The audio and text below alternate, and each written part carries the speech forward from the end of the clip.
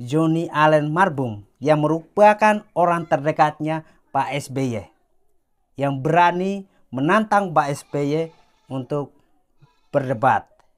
Pak Johnny Allen memberitahukan bahwa Pak SBY ini bukanlah salah satu dari pendiri Partai Demokrat. Ternyata Pak SBY ini membegal sejarah pendiri Partai Demokrat.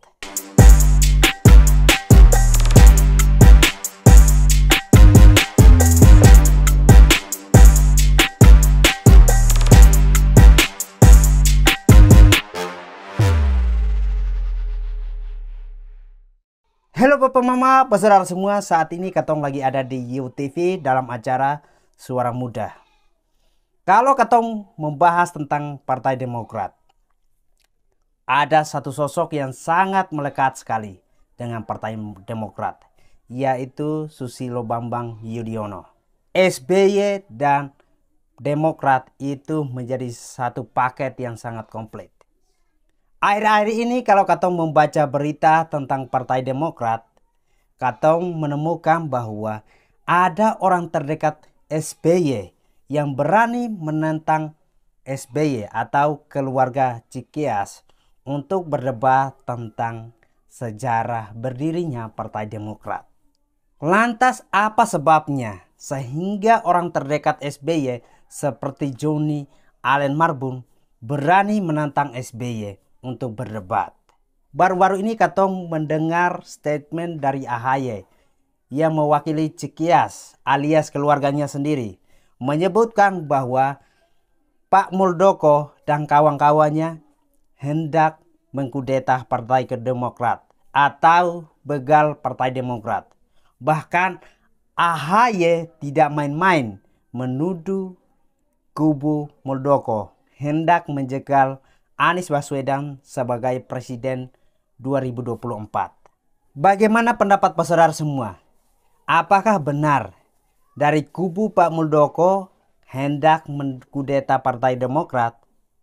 Lalu bagaimana tanggapan dari Johnny Allen Marbun yang merupakan orang terdekatnya Pak SBY, yang berani menantang Pak SBY untuk berdebat? Mari Katong temukan beberapa fakta yang menarik yang membuat Katong semua tercengang tentang Partai Demokrat di masa kepemimpinan SBY. Fakta pertama yang Katong temukan adalah ternyata Pak SBY ini bukanlah orang atau salah satu orang yang mendiri atau menjadi pendiri Partai Demokrat. Aduh, Pak Johnny Allen memberitahukan bahwa Pak SBY ini bukanlah salah satu dari pendiri Partai Demokrat. Jujur saja, beta sangat kaget dan shock. Selama ini sebagai orang awam seperti beta ini berpikir bahwa Pak SBY ini adalah pendiri Partai Demokrat. Tapi orang terdekat dari Pak SBY ini mengatakan bahwa Pak SBY bukanlah pendiri dari Partai Demokrat.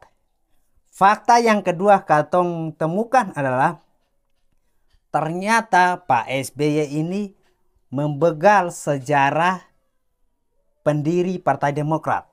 Nah, menurut Pak Johnny Allen Marbun, yang mendirikan Partai Demokrat itu ada 99 pendiri, dan Pak SBY tidak termasuk di dalamnya. Tapi sejarah itu diubah atau dibegal oleh Pak SBY menjadi 2 orang saja. Waduh, dari 99 orang tinggal 2 orang. Nah, 2 orang itu sendiri adalah Pak SBY sendiri dan Vence Rumangkang yang sudah almarhum. Kok bisa ya? Pak SBY yang sebelumnya bukan merupakan pendiri partai, tiba-tiba diubah jadi pendiri partai. Ini kan tidak sinkron sekali. Nah, posisi Pak SBY menurut Pak Johnny Allen bukanlah pendiri. Para pendiri Partai Demokrat waktu itu bersinergi untuk melihat Pak SBY ini sebagai calon pemimpin masa depan. Artinya Pak SBY ini bukanlah pendiri dari Partai Demokrat ini. Aduh, ini sangat-sangat mencengangkan buat katong semua. Fakta yang ketiga yang katong temukan adalah ada pungutan terhadap kader Partai Demokrat di masa kepemimpinan Pak SBY. Bisa jadi sampai sekarang di masa kepemimpinan AHY. Jika ada kader dari Partai Demokrat yang hendak mencalek atau mencalonkan diri sebagai anggota legislatif, wajib. Nah, saudara semua, ini wajib dan tertulis. Nah, para kader dari Partai Demokrat ini, jika hendak ingin mencalonkan atau mencalekkan diri sebagai anggota legislatif, wajib dipungut biaya. Menurut data yang beta dapatkan, kalau masing-masing anggota yang pengen mencalek atau mencalonkan diri, wajib dipungut biaya. Per orangnya 100 juta. Dan ini secara tertulis dan ini merupakan sebuah kewajiban atau sebuah keharusan. Padahal menurut Pak Johnny Allen, sebelum-sebelumnya itu tidak pernah atau tidak terjadi ada pungutan seperti ini. Waduh, ini sangat luar biasa sekali ya. Fakta-fakta yang katong temukan. Kok bisa ya mereka melakukan pungutan?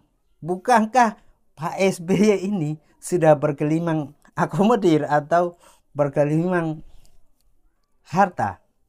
Kok bisa ya ada pungutan-pungutan seperti itu? Itu membuat katong bertanya-tanya. Fakta yang keempat yang katong temukan adalah melalui Kongres 2020, SBY merubah anggaran dasar anggaran rumah tangga, di mana dia menetapkan atau mengangkat dirinya sebagai ketua majelis tinggi. Dan ketua majelis tinggi ini memiliki kewenangan yang sangat fantastis sekali.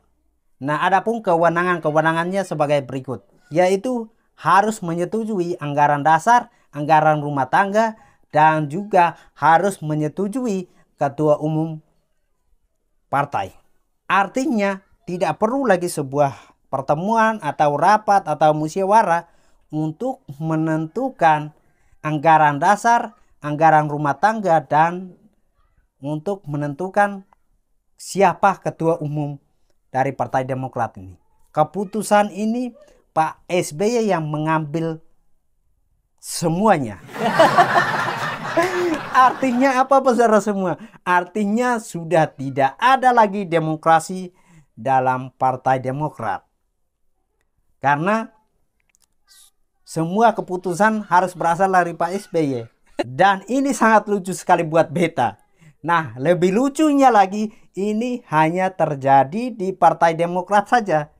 Tidak terjadi di partai lain.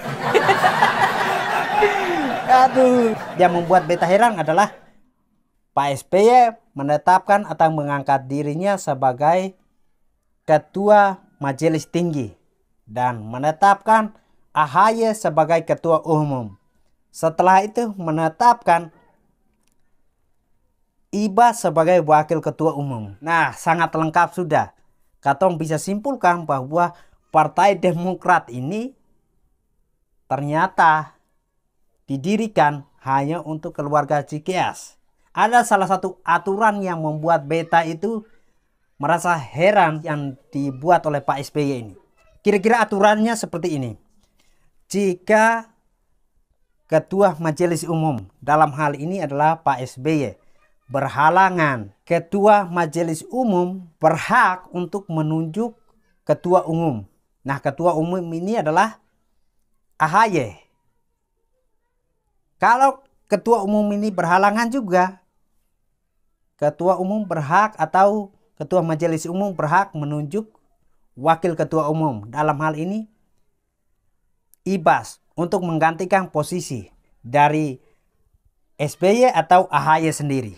Dari sini katong bisa simpulkan bahwa aturan yang dibuat oleh Pak SBY ini hanya menguntungkan keluarga Cikias alias keluarganya sendiri.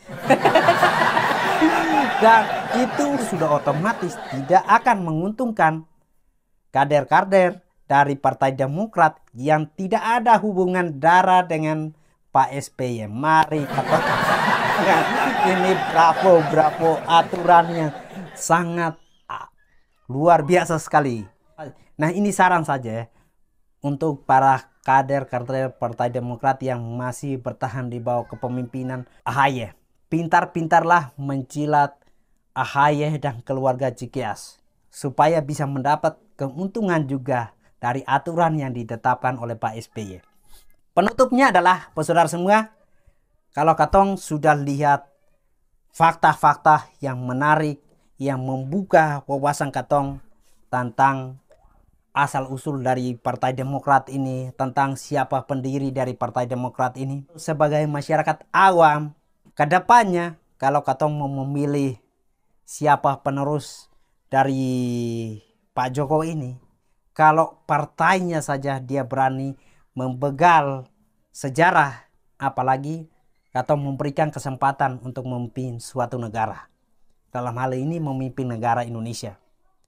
Perlu menjadi catatan yang penting buat katong semua supaya melihat betul siapa sosok pemimpin penerus tongkat estafet kepemimpinan Pak Jokowi.